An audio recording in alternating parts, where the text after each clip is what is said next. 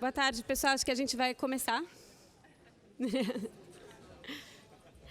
Desculpa um pouquinho pelo atraso, tem um dos panelistas que está chegando, então a gente deu uma folguinha, mas agora acho que já está na hora.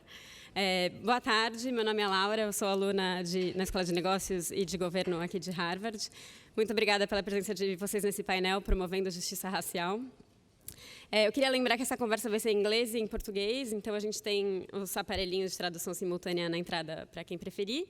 E também que a gente convida vocês a participar via perguntas no Slido, Perguntas BC 2018. Essa é uma conferência que convida a gente a se reunir e a pensar em ação. Como a gente tem que agir para construir um Brasil que constrói, que une e que cresce. Essa conferência tem 3 temas: social, econômico e político. A gente teve agora um painel excelente sobre segurança pública.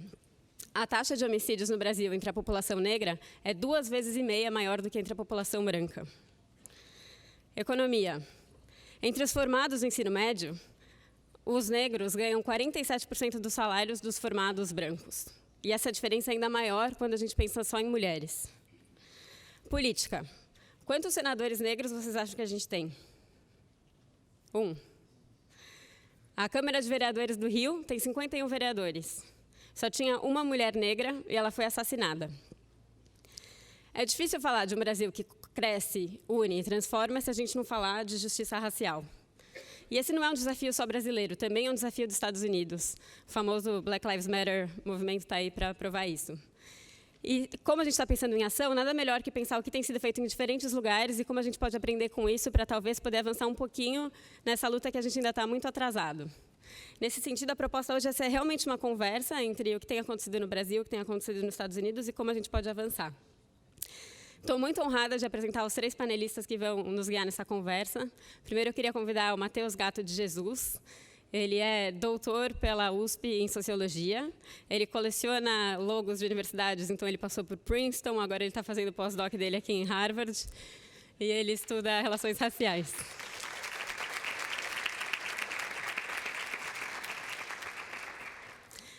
Queria convidar também a nossa queridíssima grande Djamila Ribeiro, uma das maiores referências que a gente tem hoje de feminismo negro no Brasil.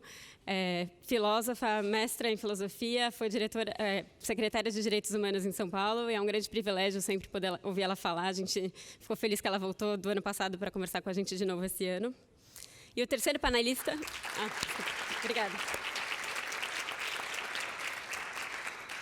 O terceiro panelista é o Tef Poe. Ele é um rapper, músico, ativista americano, uma grande influência aqui no movimento negro. No dia 4, fez 4 anos da morte do Martin Luther King, então tem vários eventos acontecendo aqui nos Estados Unidos sobre justiça racial. Ele topou vir correndo de um para outro, então ele está no caminho, com a neve está um pouco difícil, ele vai chegar um pouco atrasado, mas ele vai se juntar aqui à mesa. Então, com isso, eu passo a palavra para o Matheus. Obrigada. Bom, gente, em primeiro lugar, é um prazer enorme estar aqui na Brasil Conference discutindo esse tema, que é, de fato, um dos temas mais relevantes para o aprofundamento da democracia brasileira, mas nem sempre a gente se deu conta disso. Quer dizer, a Laura apresentou toda uma série de números e de dados que mostram a intensidade da desigualdade racial do Brasil. E a primeira coisa que eu gostaria de conversar com a Djamila é que, bom, primeiro, esses números, eles embora tenham passado a ser contados a partir de agora, ou seja, a gente tem uma fiscalização maior em termos estatísticos, em termos econômicos, sobre qual é o lugar da população negra na estratificação social do Brasil, mas os números em si não são relativamente jovens em termos do que eles revelam do nosso abismo social e racial. Então, a primeira coisa que eu gostaria de conversar com a Djamila é por que a questão racial, e aí também vou... Tef Poe chegou, vamos chamá-los ali para... Please join us, Tef.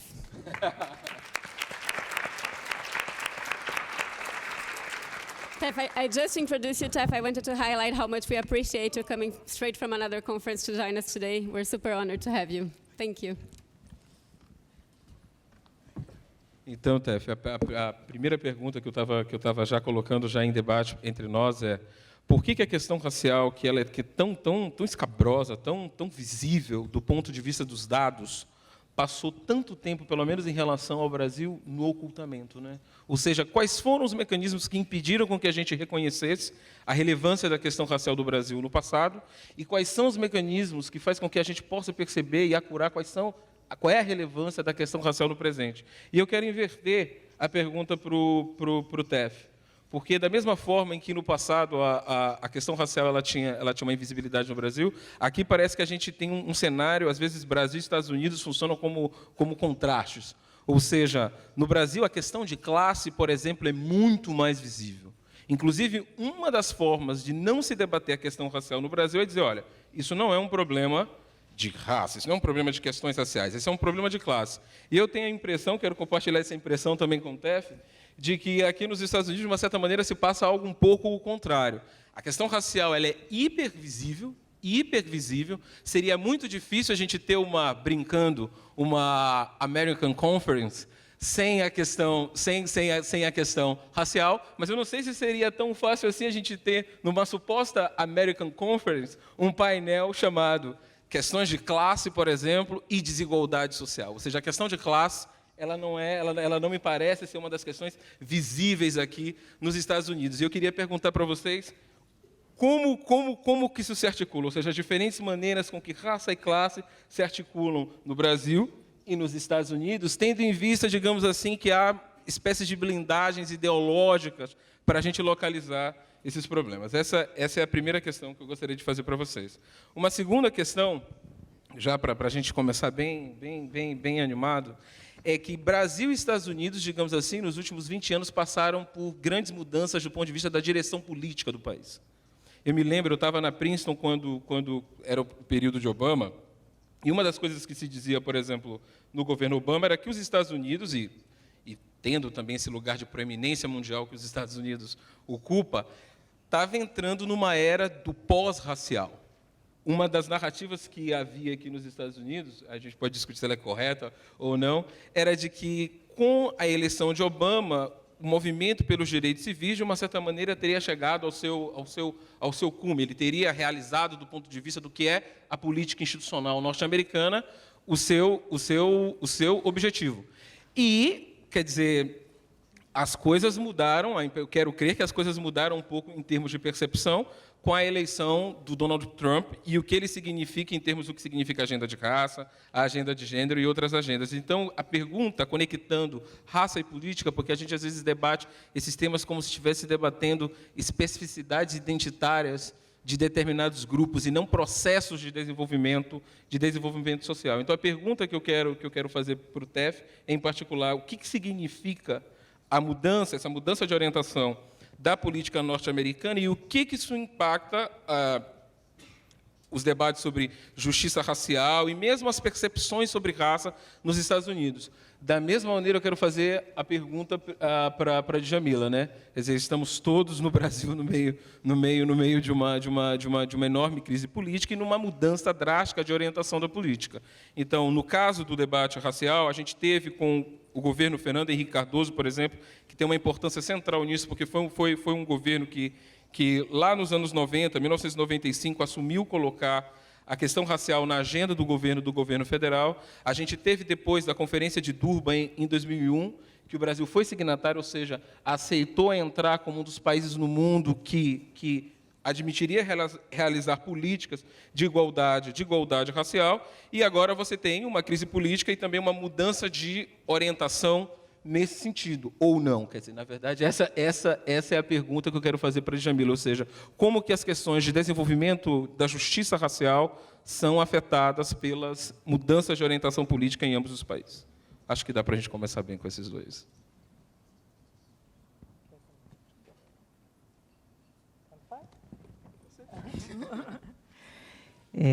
Boa tarde a todas as pessoas presentes.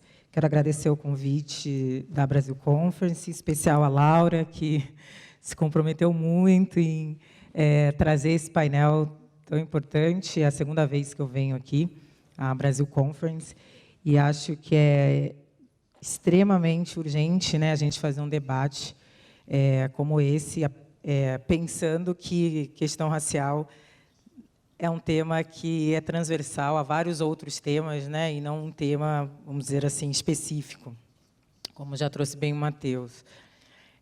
Bom, são várias perguntas, né? Penso que no Brasil o fato da gente ainda não de ter demorado muito ainda para a gente fazer o enfrentamento da questão do racismo é por conta da forma como o Brasil foi construído em torno desse mito da democracia racial, né? Então, a gente tem o último país das Américas a abolir a escravidão, e depois, no processo de industrialização do Brasil, um processo de incentivo da vinda dos imigrantes europeus. A gente tem uma política oficial do branqueamento. Existiram várias políticas e que não foram políticas que serviram muito para agregar, enfim, para incluir a população negra na sociedade brasileira, muitíssimo pelo contrário.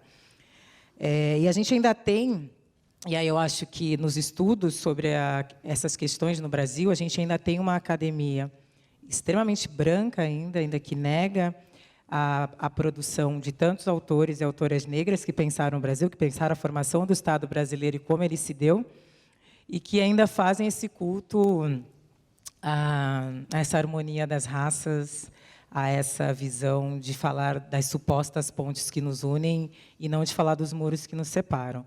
Então, tem todo um processo no Brasil de formação de identidade muito complicado, e a gente também não pode esquecer o quanto que isso afeta a população negra pelo fato do Rui Barbosa ter queimado todos os documentos referentes à escravidão. Então, eu não sei, por exemplo, buscar de onde eu vim. Por exemplo, meus ancestrais eram um descendente europeu no Brasil, enfim, sei lá, de italiano.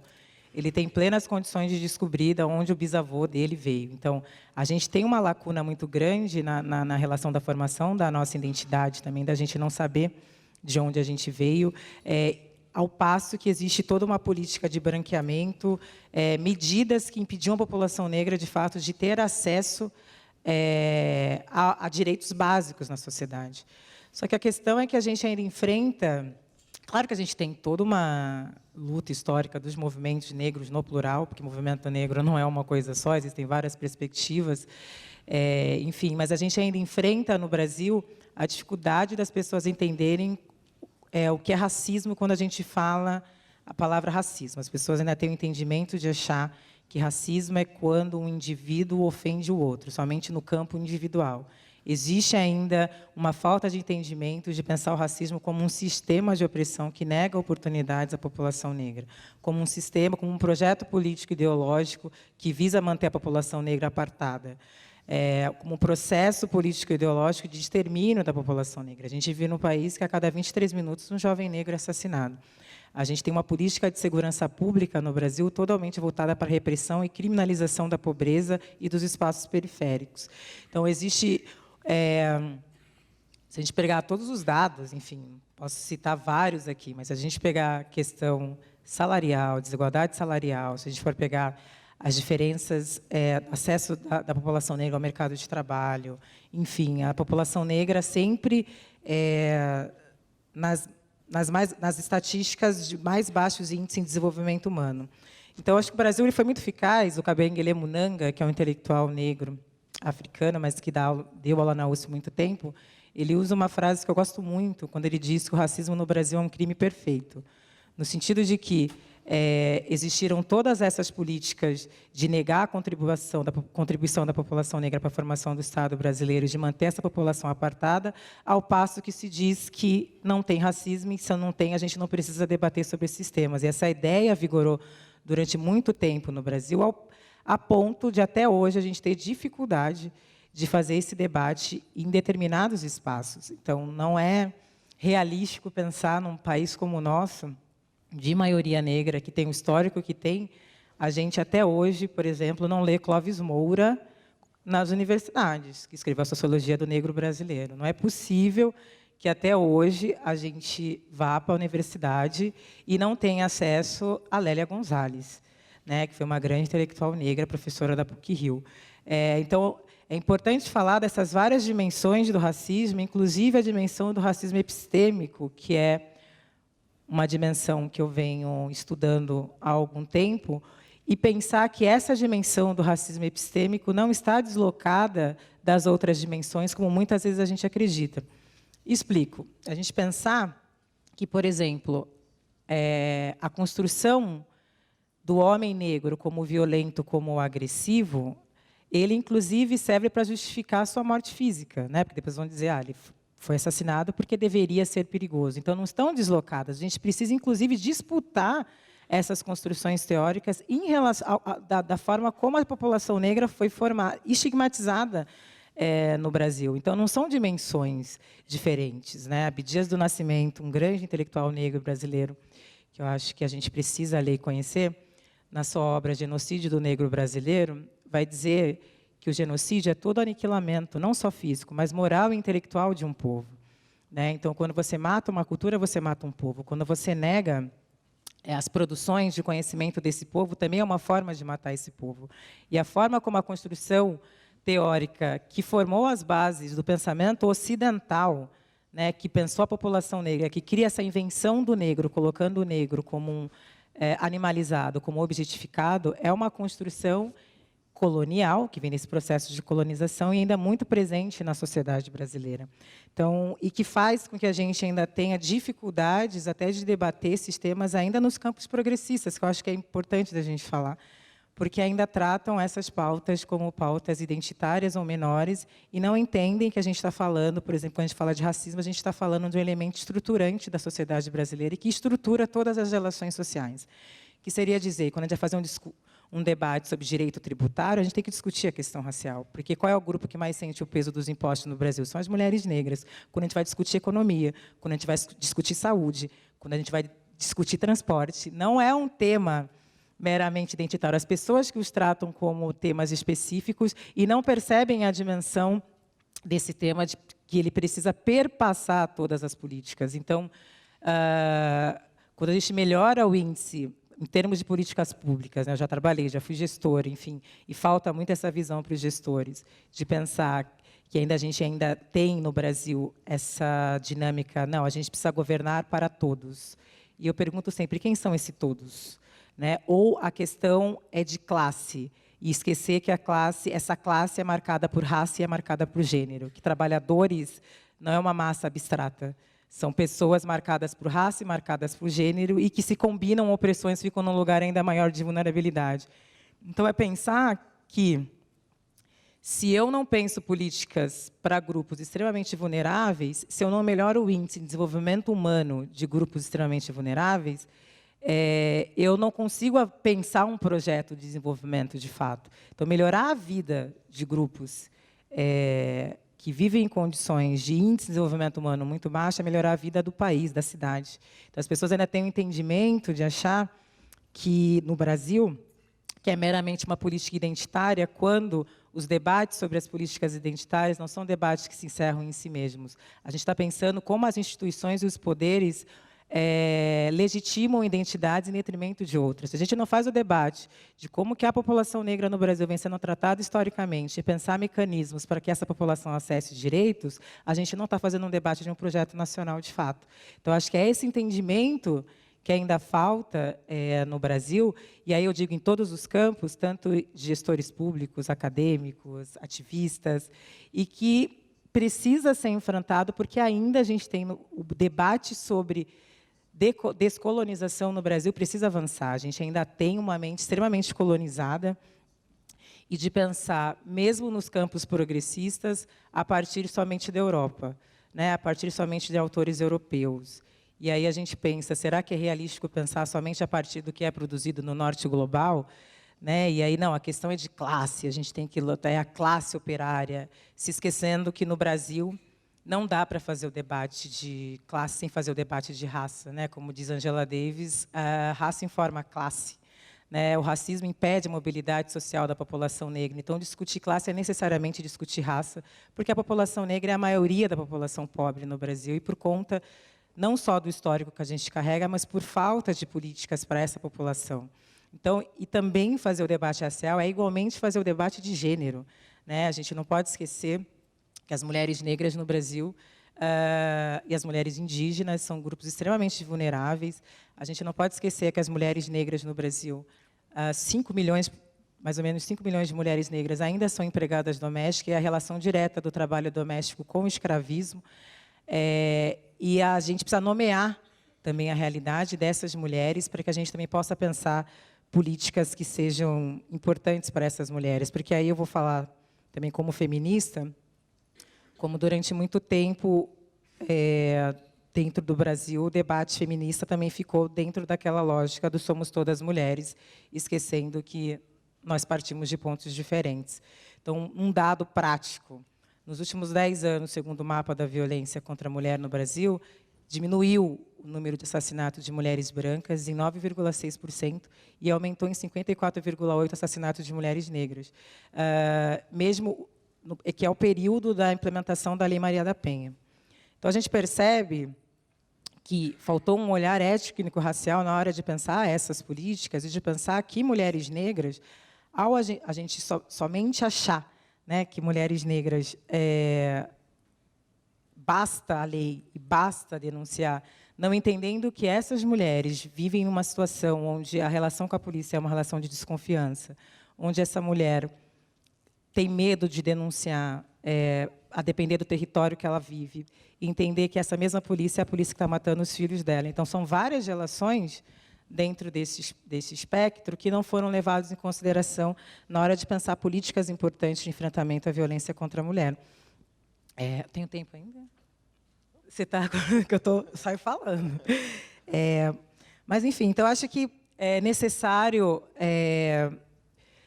não só fazer o debate, que é fundamental, do racismo no Brasil, mas a gente precisa entender, pensar esse debate de maneira interseccional, que o povo negro também não é um povo único. Existem mulheres negras, travestis negras, e o Brasil é o país onde mais se mata travestis e transexuais no mundo. É um dos países, é o 4º país em casamento infantil no mundo, e essas meninas são meninas pobres e meninas negras, na sua grande maioria, sendo forçadas a se relacionar com homens e tendo filhos, aumentando a feminização da pobreza, porque acaba sendo um ciclo onde essas meninas não vão ter acesso a direitos básicos, são mães muito cedo. A gente precisa fazer o debate, entendendo essas intersecções que envolvem. Também é um país igualmente violento para a população LGBT. Então, eu acho que é importante retomar os conceitos que tanto Kimberlé Crenshaw e Patrícia Hill Collins desenvolvem da interseccionalidade, de pensar como raça, classe, gênero se entrecruzam, se combinam, gerando diversas formas de opressão, e não também pensar a questão racial por um viés único. Enfim, eu sempre pergunto quem é povo negro. É óbvio que os jovens negros estão morrendo na mão do Estado no Brasil. É importante a gente falar disso, muito por conta dessa política de drogas, dessa guerra às drogas, que, na verdade, é guerra às populações negras e pobres, mas também pensar que mulheres negras também estão morrendo no Brasil por violência estatal, quando a gente fala de saúde. Né?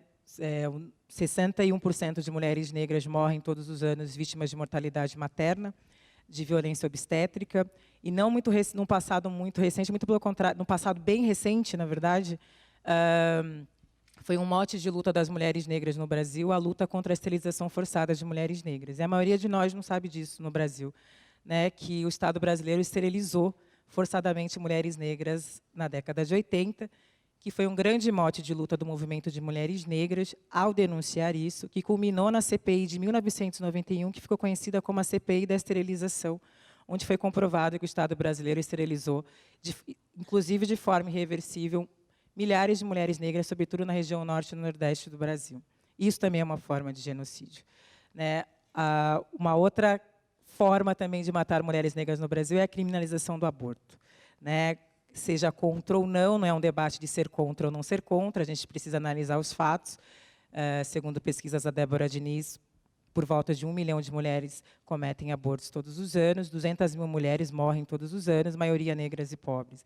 Então, acho que é importante a gente ampliar o nosso olhar sobre o que a gente entende dessas políticas e fazer o debate sério, o enfrentamento dessas questões, e não mais a gente tratar esses debates como menores ou específicos, entendendo que a gente está falando da maior parte da população que de mais de 3 séculos, né, foi escravizada no Brasil e que não teve a sua parte, né, dessas riquezas distribuídas como deveria. A lei de terras, é bom falar que foi uma lei, né, que privilegiou latifundiários e fez muito dos problemas que a gente tem hoje de terras no Brasil.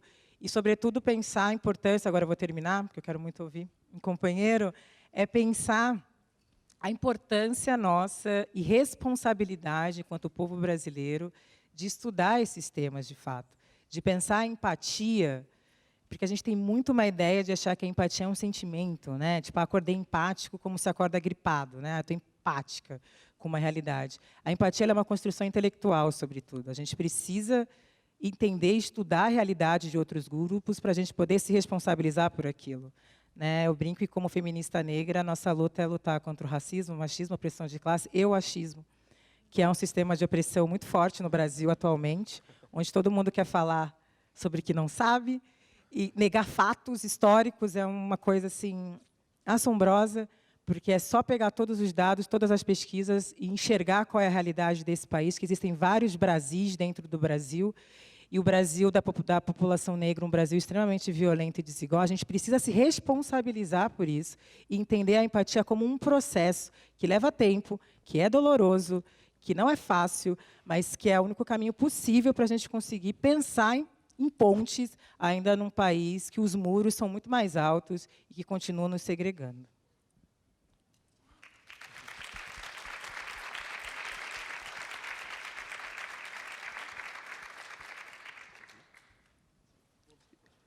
The first question was about the relationship between class and race in the United States, and the impact of the change of the political change in the Trump election.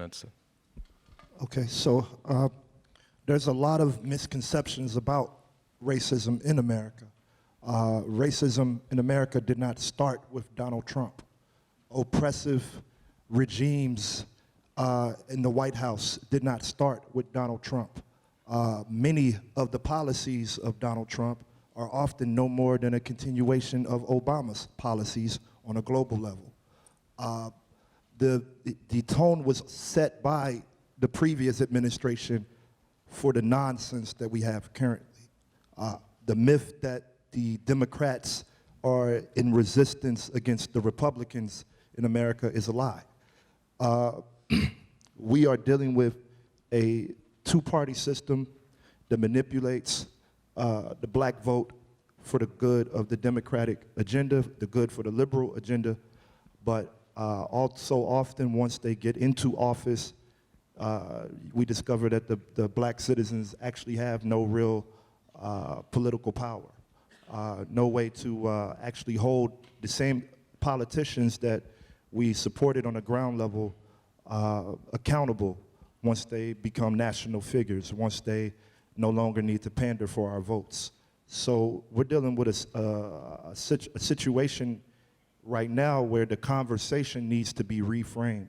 A very honest conversation about American politics needs to be brought into the hemisphere. A lot of the liberal agenda in America is shaped around reform for police brutality.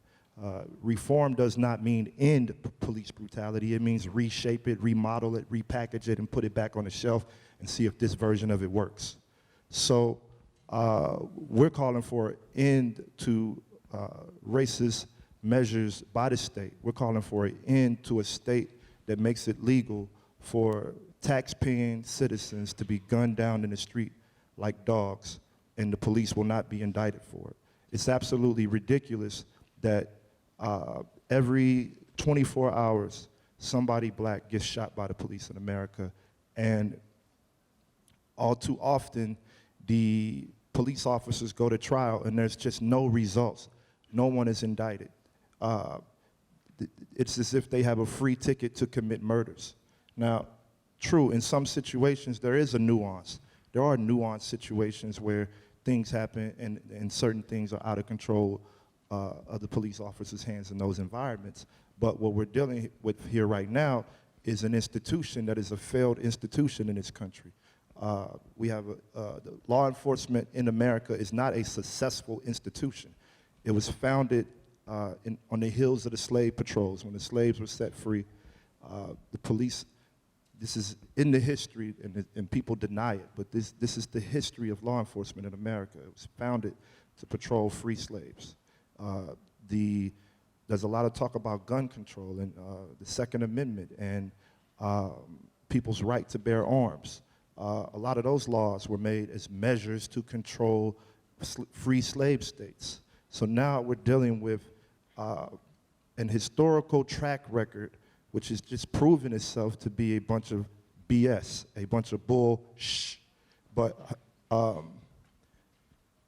the problem that I'm experiencing as a black American is the fact that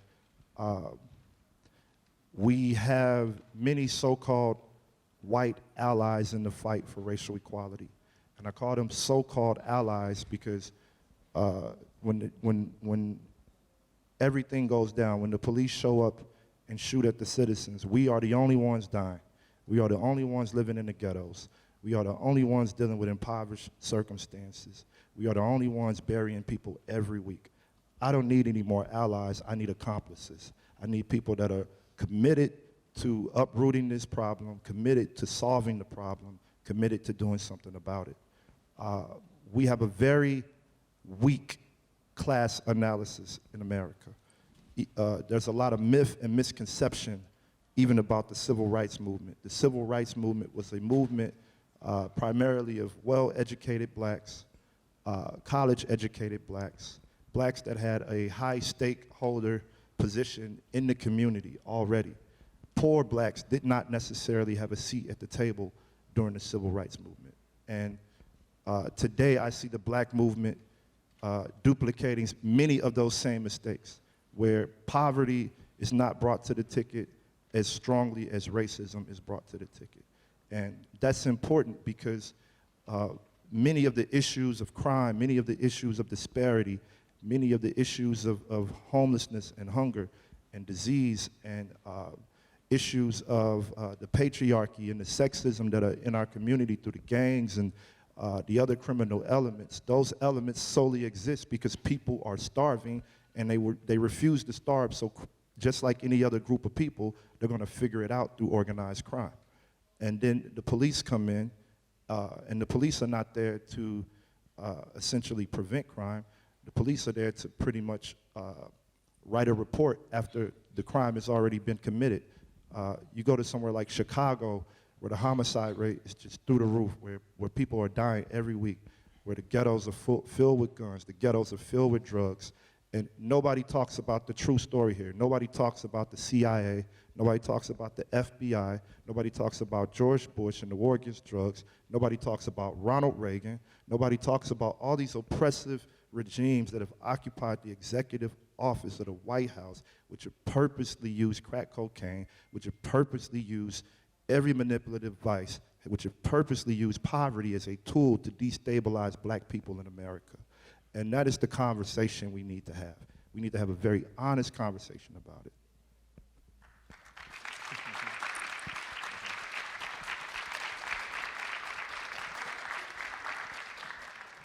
Bom, pegando o gancho da Djamila Ribeiro, que citou please. So we're friends in real life. I'm used to him having to do this.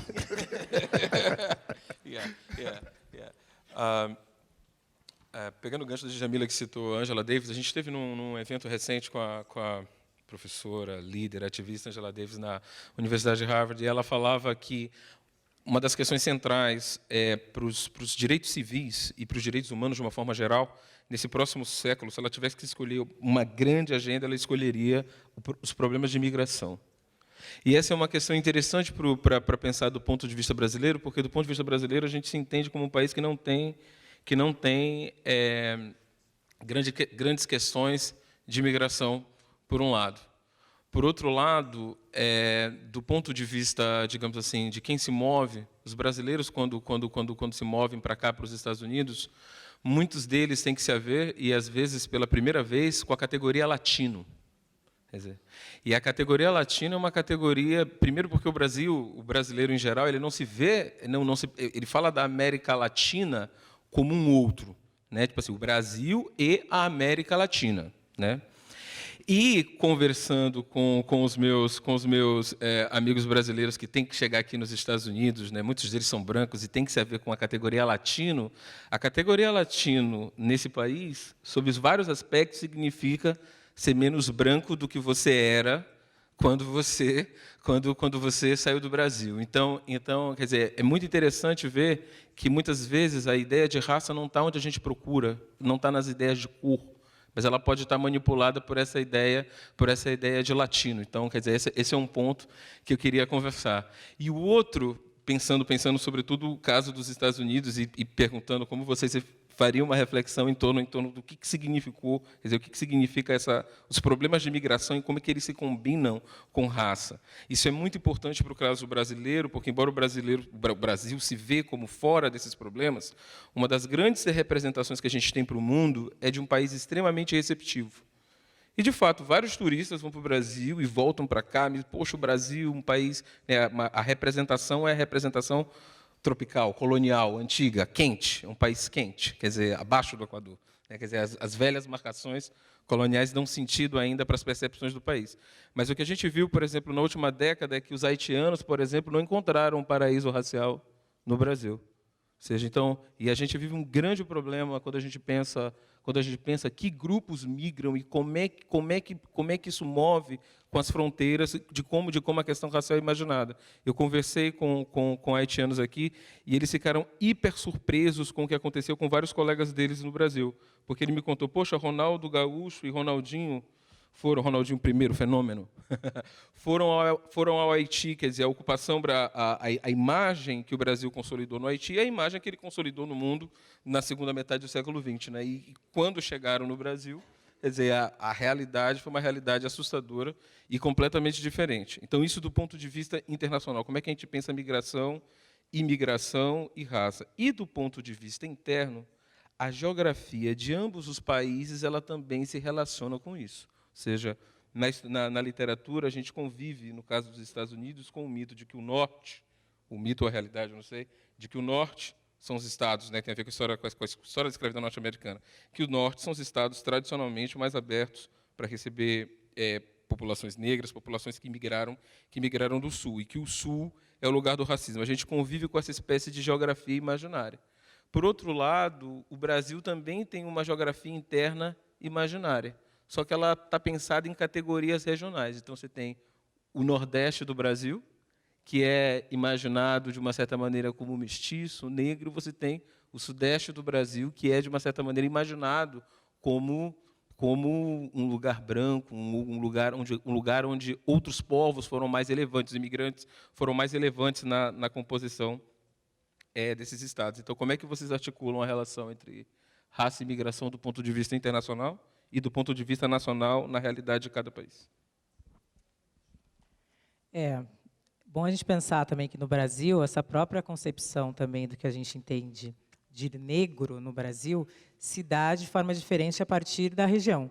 Né? Porque a gente não fala do norte, por exemplo, do Brasil, que é um estado que tem um culto à morenidade, em que as pessoas do norte tiveram uma dificuldade maior do que negros de outras regiões para pensar essas identidades negras também nesse lugar. Então, esse culto da morenidade no norte, muito presente, e eu tenho muita relação com mulheres no norte. Depois de um tempo, comecei a ir para lá, e foi importante, com a Rede de Mulheres Negras do Pará, de pensar essas realidades, e o quanto que a gente, dentro do Brasil, o que a gente fala? Eu sou do Sudeste, né? Ou você não fala que é do Sudeste, você fala que é de São Paulo. Mas você nomeia o outro como nordestino ou como nortista. Você não se nomeia como sudestino. Isso já diz muito sobre a forma como a gente enxerga as outras regiões no Brasil, até por conta do Sudeste ter sido colocado como o grande centro, que é a questão do grande centro econômico do Brasil. Né? E aí você não se marca, né, enquanto sudestino. Eu sou do Rio, eu sou de São Paulo, eu sou do Espírito Santo. Né? A gente acaba tendo esse olhar de imposição para outras regiões, e também de entender que a gente precisa falar da questão da imigração no Brasil, não só no sentido dos haitianos, a gente precisa falar dos bolivianos, a gente precisa falar do quanto existe uma exploração desses grupos no Brasil, sobretudo na área da moda, da indústria têxtil, e que é um debate que tem sido feito. Eu tenho contato com muitos grupos de mulheres bolivianas que estão fazendo um trabalho interessante, que é fazer, em várias regiões das periferias de São Paulo, rodas de conversa, por exemplo, para entender a realidade do Brasil, para elas entenderem a questão desse trabalho análogo ao escravo, e que, muitas vezes, o que acontece é que muitas dessas já tive oportunidade de ir nessas rodas de conversa, o que acontece é que se fecha, por exemplo, alguma fábrica que explora essas mulheres, mas aí o Estado não dá condições para aquelas mulheres sobreviverem de outra maneira, o que favorece esse ciclo vicioso. Então, o debate também tem que se fazer da forma como o Brasil trata os seus próprios vizinhos, desde que, se não for chileno e argentino, né, tem todo um olhar diferente, até porque são regiões onde você tem uma população, se você falar Colômbia, Venezuela, Paraguai, a Bolívia, regiões onde você tem uma predominância de populações indígenas e negras, né? Então, esse debate é extremamente importante. Existiram algumas políticas no município de São Paulo em relação a isso na última gestão, que foi o centro de... Existia uma política para a população imigrante em São Paulo, centros, enfim, de acolhimento, pensar a questão de gênero, que também está muito imbricada nessas questões e que precisam ser ditas, e de entender que o Brasil ele vende essa ideia, né, de país extremamente,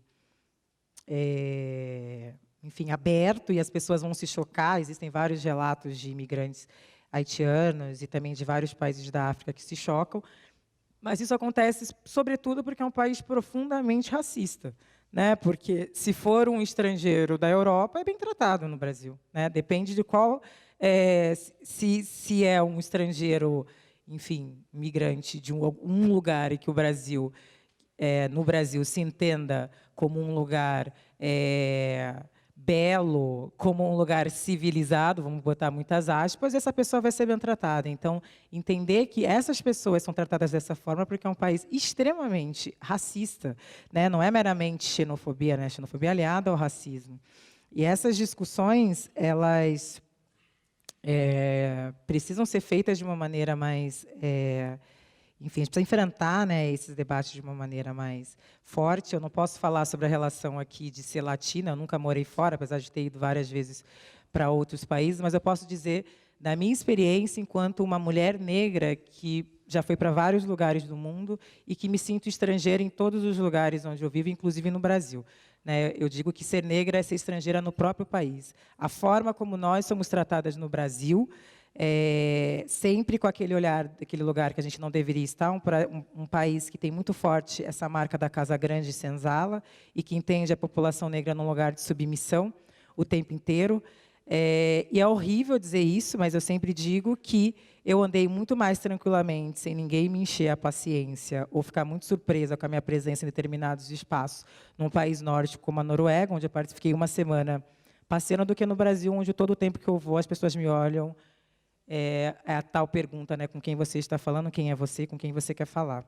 Né? E aí, é tão marcado isso. Quando eu estava na Noruega, uma menina, ela estava num debate lá, e uma menina fez uma pergunta muito interessante, porque ela não se entendia como negra no Brasil, apesar de vir de família negra, mas ela era uma negra de pele muito clara.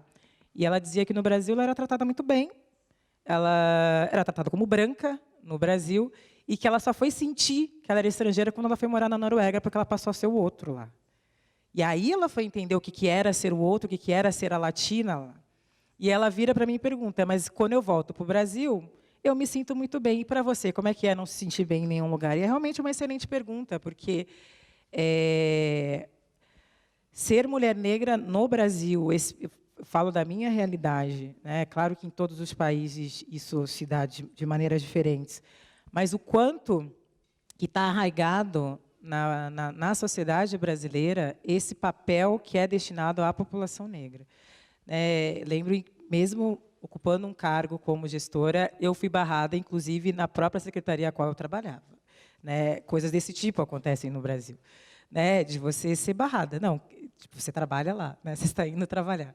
E diversas formas. E aí, aliada a essa questão que a gente precisa falar também, que é vendida no Brasil, da objetificação do corpo da mulher negra, esse ideal da mulata, essa ultrassexualização do corpo da mulher negra que é vendida para o mundo, da forma que faz com que a mulher negra, a mulher brasileira de maneira geral e a mulher negra em especial, seja tratada de maneira extremamente violenta em vários lugares do mundo por conta dessa construção extremamente sexualizada dos nossos corpos.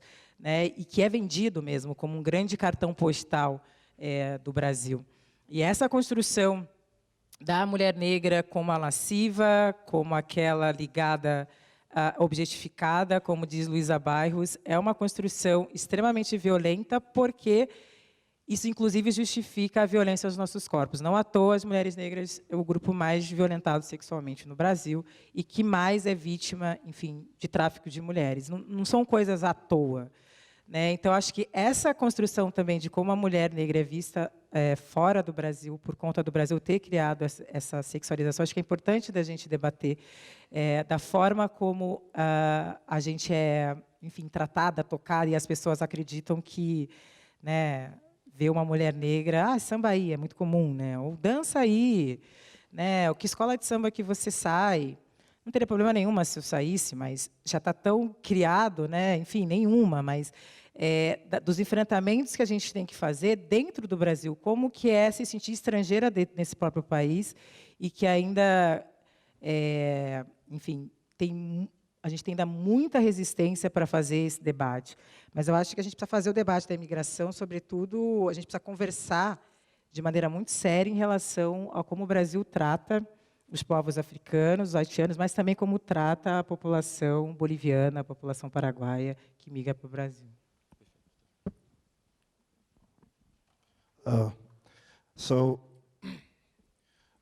In reference to the North and the South, I'm actually from the Midwest, from St. Louis, Missouri.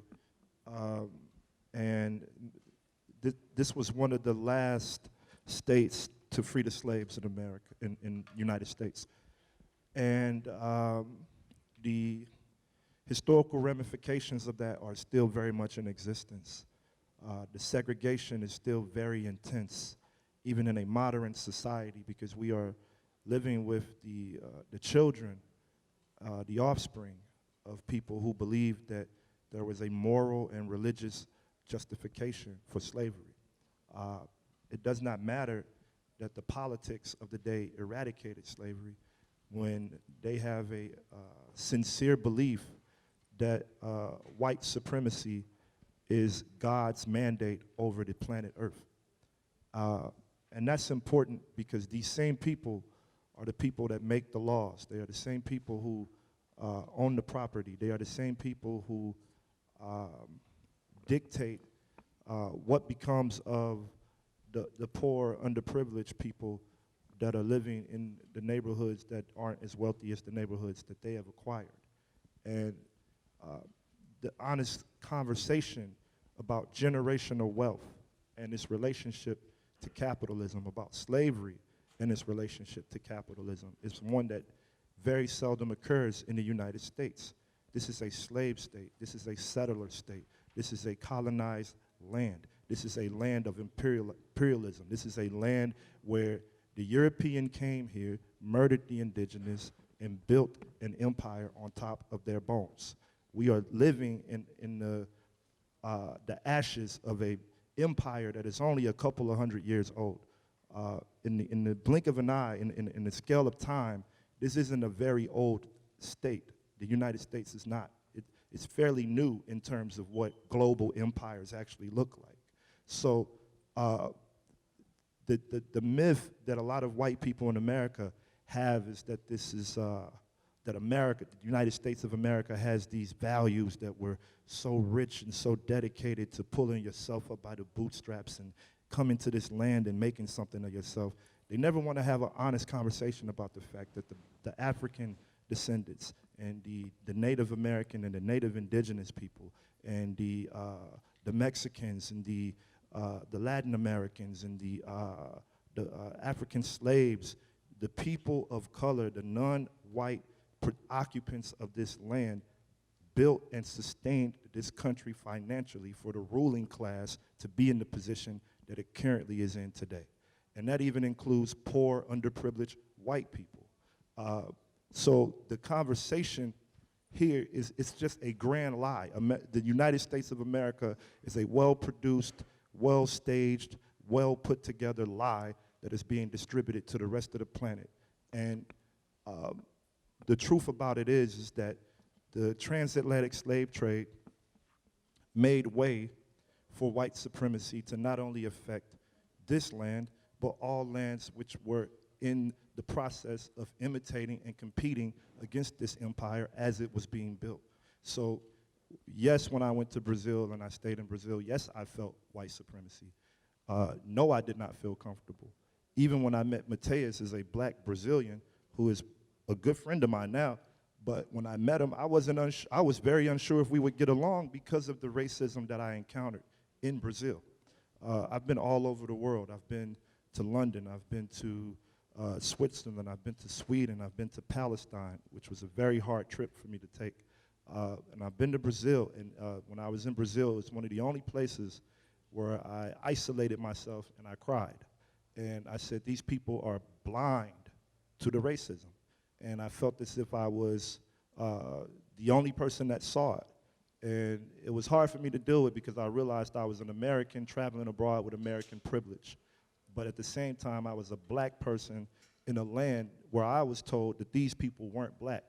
And when I got there and I looked them in the eye, I discovered that they were black. So I wanted to know who the hell was lying to me. So it was a mental trick that has been played on us all. And some of us are just fine with eating the poison and digesting it as if it's actually healthy, nutritious food. So in a sense, we have to understand that the way racism works, the way sexism and patriarchal vices work, even ye who participate and benefit from it, it's killing you off. It's ciphering your children off. As a man, if I don't speak up against homophobia and transphobia and the things that I have the privilege to not speak about, the things that I have the privilege to not fight against, it's still making my life a life that is not a life completely fulfilled. It is still creating oppressive vices in my life.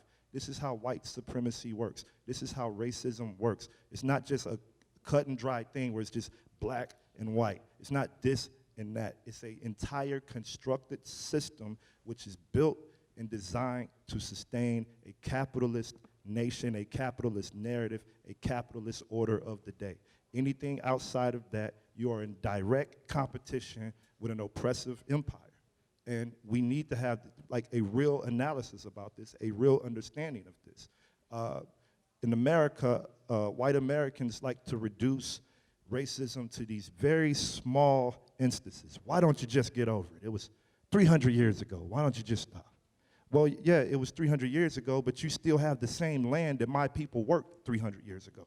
When you go to the South, those plantations are still owned by the same exact families that whipped my ancestors. So the playing field was never made even. And when we made moves to economically sustain ourselves, when there were black townships where you had black doctors and lawyers, and you had all of these things being constructed by black Americans after slavery, the state made a move to bomb these towns. They made a move to loot these towns and to occupy the towns and kill the black citizens.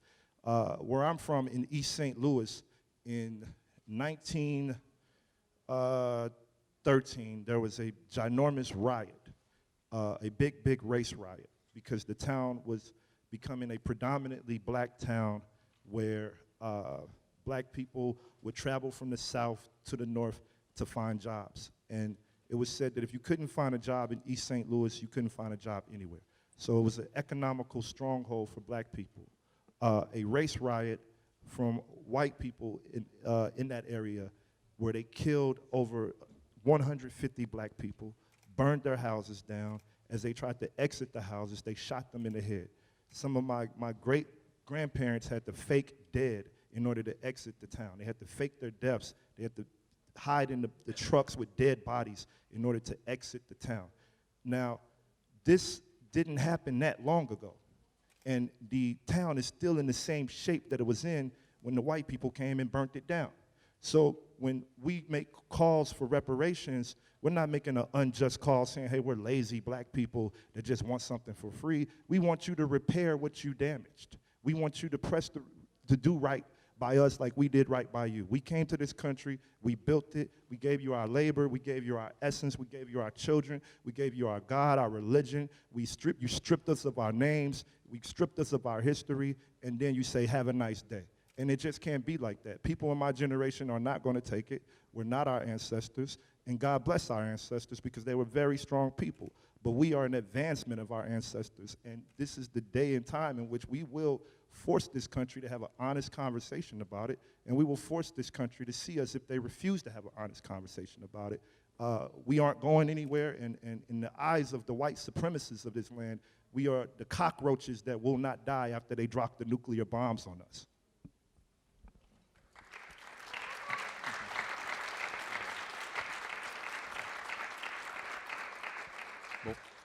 A gente está tendo perguntas aqui das pessoas que estão participando.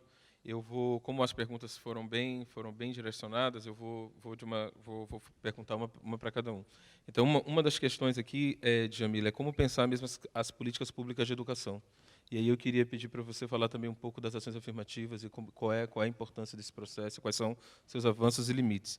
E para o Tef, depois, tem uma pessoa perguntando aqui, Tef, sobre o movimento de Ferguson, e a gente sabe que você é uma das grandes lideranças desse movimento. Eu queria que você falasse um pouco do contexto da mobilização de Ferguson que ocorreu nos Estados Unidos. Obrigado. Bom, antes de chegar nas ações afirmativas, acho importante a gente falar da Lei 10.639, né, que é uma lei de 2003, que alterou a Lei de Diretrizes e Bases de Educação para incluir a obrigatoriedade do ensino da história africana e afro-brasileira nas escolas. Mas que, obviamente, como é uma lei que não prevê sanção, a gente sabe muito bem que não são todos os municípios que aderem a isso, e o quanto que falar disso na educação é extremamente importante até para a gente ter uma outra visão de mundo sobre nós mesmos, né? Porque, como criança negra, né, no Brasil, me mostravam, né, pelo menos da minha época, que sou da década de 80, negro foi escravo no Brasil e ponto. A princesa Isabel é uma grande mulher que libertou os escravos em 1888, ponto. Né? E o quanto que isso causa, né, essa história única, o quanto que essa história contada por esse ponto de vista é uma história extremamente violenta e danosa para com a população negra, porque aí também esqueceram de contar que o Quilombo de Palmares teve mais de 100 anos de existência, num período de escravidão de 300 anos, aí não te falam da revolta dos Malês, de João Cândido, que no processo de escravização, a invenção do negro, né, como uma categoria homogênea que se dá no processo de escravização, porque nós éramos bantus, suahilis, quemetes, e aí você tem várias pessoas negras levadas forçadamente para o Brasil, que se transforma no negro, uma coisa só, uma categoria homogênea, objetificada e desumanizada, pessoas de várias regiões que falavam idiomas diferentes, que tinham culturas diferentes, e como que essa invenção do negro que vem desse processo colonial é extremamente marcada ainda na nossa sociedade, e o quanto que essa história que não é contada, na verdade, existem muitas iniciativas importantes, também é bom falar também da resistência, né, porque existem várias formas de resistência, vários trabalhos importantes de educadores e educadoras que vêm fazendo, mas, apesar da gente ter esse marco legal, que foi a Lei 10.639, ainda a gente está muito aquém, de fato, de ter materiais próprios. Alguns municípios desenvolveram materiais a partir de especialistas que estudavam a questão, enfim. Mas o quanto que a gente ainda precisa avançar nesse aspecto. E na questão das ações afirmativas, eu falo que eu sou uma pessoa que eu sou parte de uma geração que, por conta de algumas políticas públicas, teve acesso à universidade. Eu sou a única pessoa, a primeira pessoa da minha família a fazer uma universidade. A minha mãe era doméstica, a minha avó também foi empregada doméstica, que a minha bisavó foi, e a anterior dela foi escravizada. Essa relação direta, como eu falei, de escravismo e trabalho doméstico, quando esse ciclo foi quebrado na minha geração. É importante dizer que ele não foi quebrado porque, de repente, eu sou uma pessoa muito genial e que me esforcei bastante para isso. Foi quebrado muito por conta de eu ter sido parte de uma geração onde existiram algumas políticas públicas importantes no sentido de acesso à universidade no Brasil. Esse debate das ações afirmativas, que no Brasil acabou sendo focado só na questão de cotas para a educação, mas porque a cota é uma modalidade de ações afirmativas, porque as ações afirmativas são um conjunto de ações muito mais amplos, mas que no Brasil ficou muito focado no debate das cotas nas universidades. A primeira universidade do Brasil a aderir cotas foi a Universidade Estadual do Rio de Janeiro, a UERJ, e não à toa a UERJ hoje passa por um momento extremamente difícil no Brasil de corte de verba, porque se tornou uma universidade negra, a UERJ. Por professores não recebem há mais de anos, está um processo extremamente difícil na Universidade Estadual do Rio de Janeiro, e não é à toa. A segunda universidade a aderir foi a Universidade de Brasília, em 2004, e depois a Lei Federal de 2012, né, que instituiu, foi sancionada pela presidenta Dilma, que instituiu cotas em todas as universidades federais. Uma grande questão, claro que os movimentos negros vinham fazendo esse debate da importância que não dá só para garantir o acesso e não garantir a permanência. Essa questão também, claro que foi debatida, mas a gente sabe que quando essas políticas foram implementadas, também não foram implementadas levando todas essas reivindicações dos movimentos. Então, ainda existiu uma escassez em relação às políticas de permanência desses estudantes nos seus cursos, sobretudo em cursos que são ainda extremamente elitizados no Brasil. Eu acho que mesmo com essas com essas limitações, é importante dizer, sim, o quanto foi extremamente importante a implementação dessas políticas, o quanto, de fato, no Brasil existiu, nos últimos anos, um maior ingresso da população negra nas universidades. Acho que isso é importante de dizer, só que também é importante frisar, que você acabou perguntando na primeira questão e eu não falei, a gente vive um momento extremamente difícil no Brasil, onde vários cortes já foram feitos em diversas universidades federais. Na universidade onde eu vim, que é a Universidade Federal de São Paulo, a gente está com uma evasão de 60%, por conta dos cortes que existiram nas bolsas de permanência dos estudantes, e o quanto que isso a gente vem passando por um processo muito difícil de desmantelamento dessas políticas, e olha que a gente só tinha começado, assim, não tinha nem chegado aonde deveria chegar.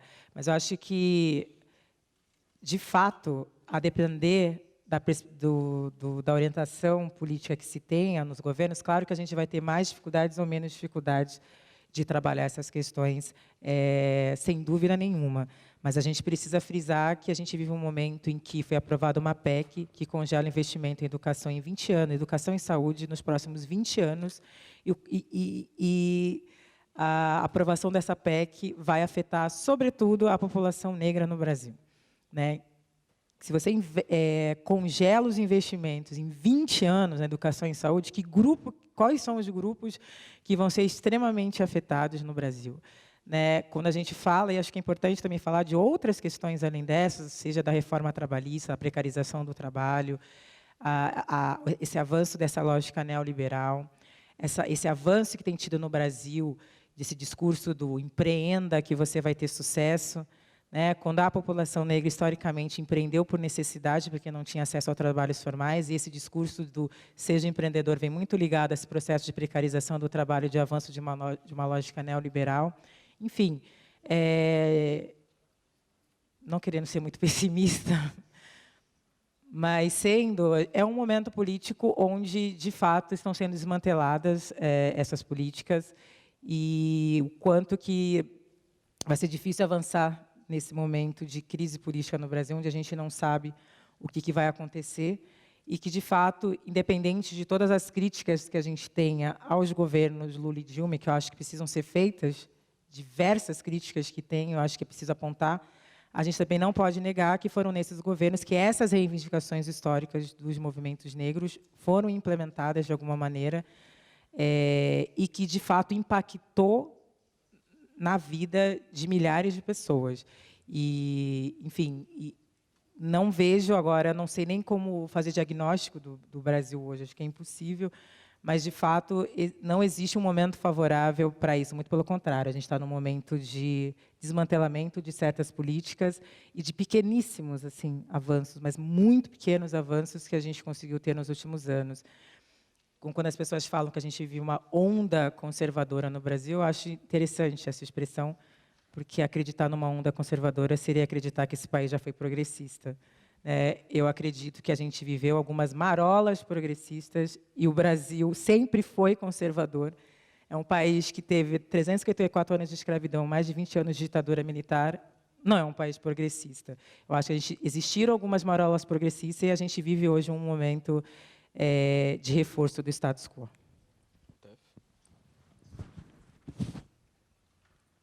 So you wanted to know about the mobilization in Ferguson?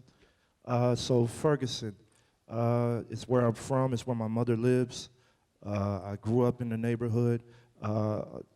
The there is a lie about Ferguson that Ferguson was a black ghetto or the slums before Mike Brown died. Ferguson was actually the suburbs. I would sleep outside in Ferguson. Mike Brown was the only homicide that year in Ferguson. So clearly the narrative around violence and who's bringing the violence to our communities has to change to some capacity.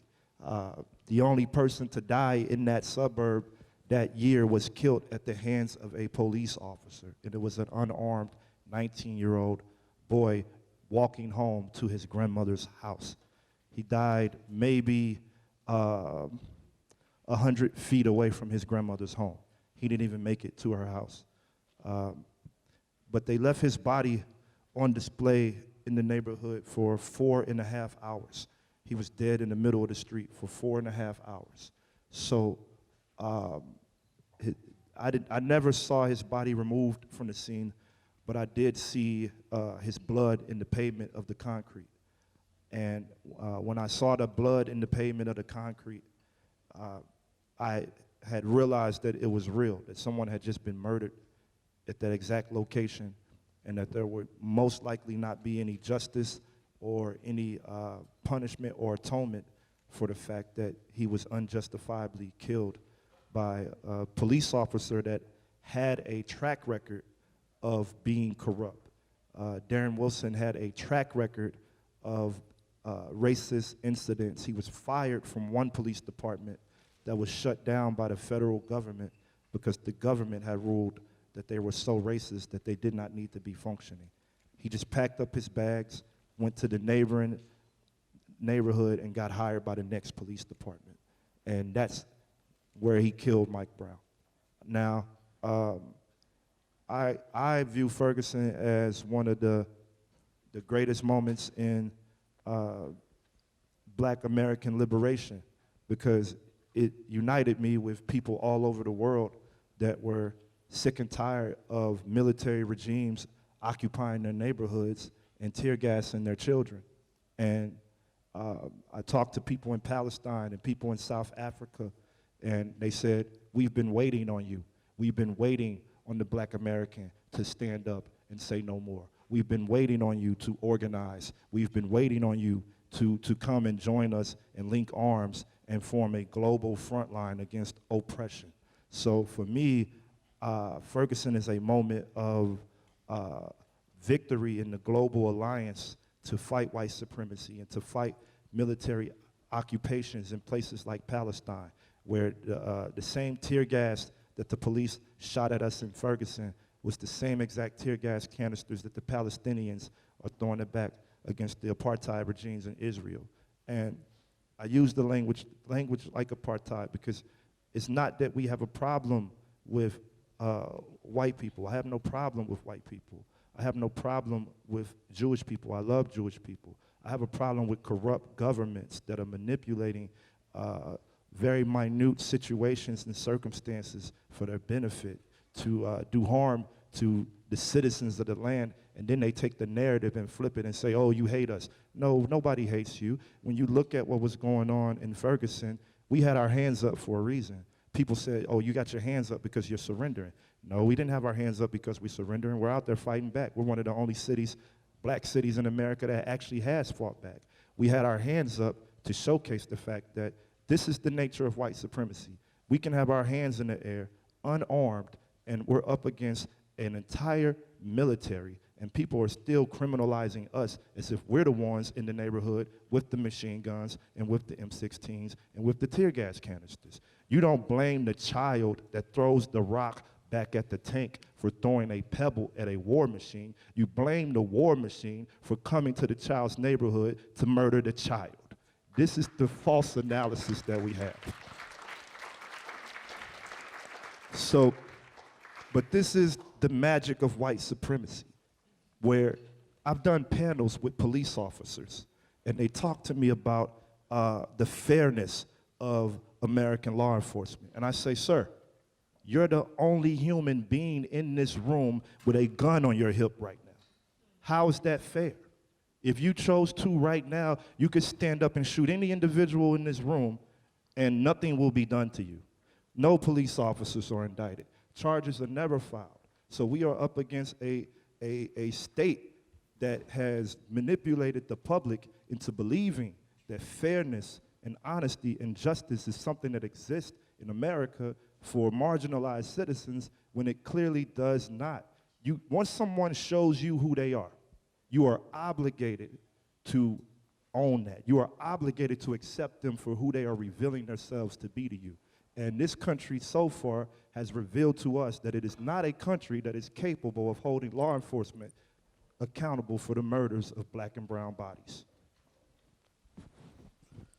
Bom, gente, a gente poderia ficar aqui muito mais tempo debatendo, né? Eu gostaria só, a gente tem mais 7 minutos, então mais 10 minutos. Então eu passo tanto para o Tef quanto para a Djamila Ribeiro fazerem as suas considerações finais, se possível 3 minutinhos cada um. Bom, eu quero mais uma vez agradecer o convite. Foi muito importante ouvir, porque no Brasil tem muito essa ideia de romantizar os movimentos negros nos Estados Unidos, né? E não de romantizar os movimentos negros, óbvio que não, mas de achar que o racismo nos Estados Unidos é diferente. Então é muito interessante desmistificar isso e entender a realidade, porque existe mesmo um culto, né? E também eu acho importante falar, claro que existem todas essas violências, essas coisas todas já foram ditas, mas acho que é muito importante que a gente, sobretudo quem está aqui, leia mulheres negras, leia os autores negros, conheçam essa realidade. Não dá mais para a gente pensar um país sem fazer o debate racial da maneira que merece ser feita. Não dá mais para a gente continuar no Brasil achando que esses temas são menores ou mimimi, são temas que não são importantes. A gente precisa, de fato, se responsabilizar.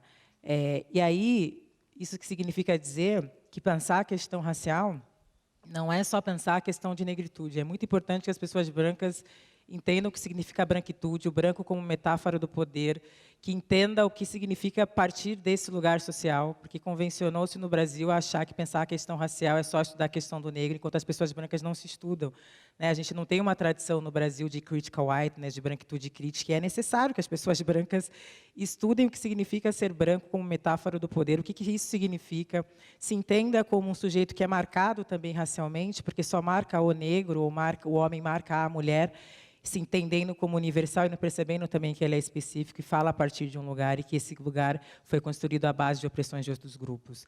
Porque, se não se faz isso, a gente continua naturalizando as opressões, naturalizando as violências e as pessoas brancas achando que no Brasil chegaram aos lugares cultuando, né, todo esse mito da meritocracia que a gente tem muito forte no Brasil. Eu cheguei por conta do meu mérito e de não entender que chegou porque teve oportunidades para chegar, né, que faz parte de um grupo onde teve oportunidades, e o que nos separa não é a capacidade, porque a capacidade a gente sabe que nós temos, o que nos separa são as oportunidades. E dizer isso não é para ser aceito como, que eu brinco, né? Às vezes as pessoas acham que estão nos lugares porque são geniais. Eu sei que é doloroso a gente descobrir que a gente, de repente, não é genial e que a gente só é privilegiado. Eu sei que pode doer, mas é importante fazer esse entendimento, entender, né, o porquê. Porque no Brasil ainda é muito chocante. Eu sempre dou o exemplo da USP, que é a Universidade de São Paulo, a maior universidade da América Latina. As pessoas chegam na USP, todos os professores são brancos, sobretudo da minha área, filosofia, de onde eu vim. E todas as mulheres que limpam o banheiro da USP são negras terceirizadas. E ninguém se questiona o porquê que isso acontece. Todo mundo trata como se fosse a coisa mais natural do mundo e só se incomodam nós, pessoas negras, quando adentramos aquele espaço, porque a gente chega numa sala de aula onde a gente é a única pessoa negra e as pessoas olham para nós com aquela cara de nossa, quem deixou esse povo entrar? Nossa, por que ela está aqui? E não se questionou durante anos, porque nunca teve colegas negros, porque nunca teve professores negros, por que as pessoas negras de suas vidas sempre estão em lugares de submissão. Então, é preciso discutir que isso não é natural, né? Isso foi construído socialmente, infelizmente é naturalizado, e o quanto que a naturalização das violências é um obstáculo muito grande para a gente fazer um debate honesto sobre a questão racial no Brasil. Então, está na hora das pessoas brancas no Brasil estudarem o que é branquitude, entenderem o que significa esse lugar e não achar que, enfim, estudar a questão racial é sempre estudar o negro enquanto condição de objeto de estudos, né? É um debate muito mais franco e sincero que precisa ser feito, branco como metáfora do poder. Obrigada.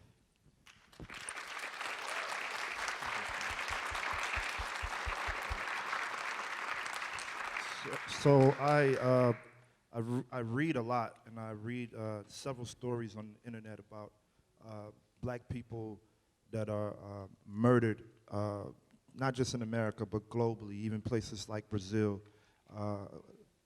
Last month when I was in New York, I met with a group of black Brazilian feminists that told me a story about a woman that was killed and dragged, her body was dragged from the trunk of the Brazil police car. I don't know what city it was in, but she told me about the story. And these stories parallel what's going on in our communities. And we are in an interesting time right now where I could sit up here and oppose the system all day long. It's easy to look at something and tell you what's wrong with it.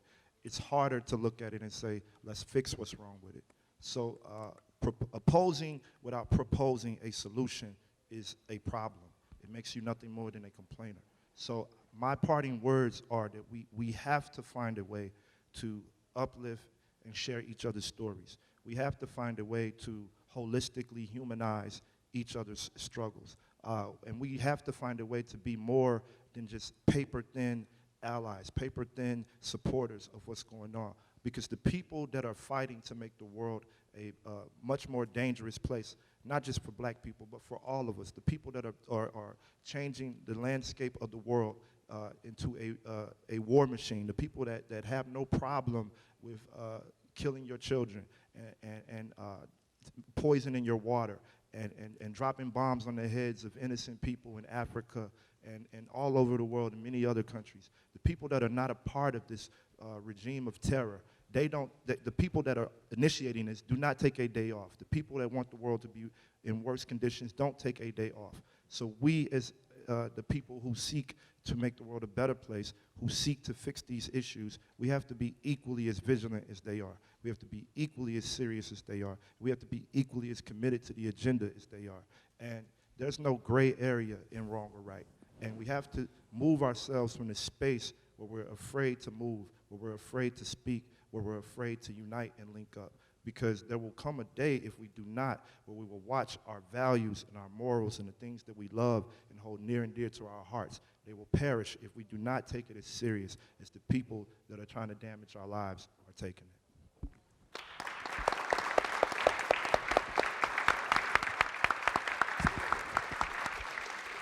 Gostaria de agradecer muito aos nossos panelistas maravilhosos. Obrigada a todos vocês também que participaram dessa conversa e todo mundo que está assistindo, que eu sei que tem bastante gente assistindo online.